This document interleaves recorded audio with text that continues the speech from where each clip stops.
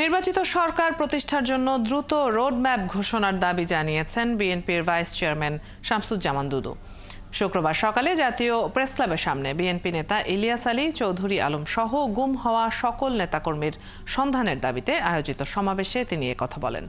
BNP যাতে গণতান্ত্রিক প্রক্রিয়ায় ক্ষমতায় যেতে না পারে সেজন্য নির্বাচনকে এড়িয়ে যাওয়া হচ্ছে বলে অভিযোগ করেন তিনি।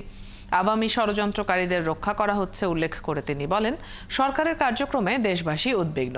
হাসিনার মতো অন্য কোনো ফ্যাসিবাদের উদ্ভব হলে তাদের তাড়ানো ওয়ান টুর ব্যাপার বলে হুঁশিয়ারি করেন দুদু।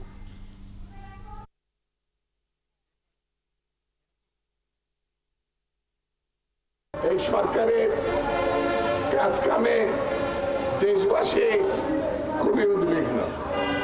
তারা কি চায় সেটাও আমরা বুঝি না। বিএনপিকে পাশ কাটানোর জন্যে, যাতে বিএনপি নির্বাচনের মধ্য দিয়ে, মানুষের সমর্থন আদায়ের মধ্য দিয়ে, ভোটের মধ্য দিয়ে সরকার গঠন করতে না পারে, সেই জন্যে নির্বাচনকে এড়িয়ে যাওয়া হচ্ছে বলে আমরা মনে করি।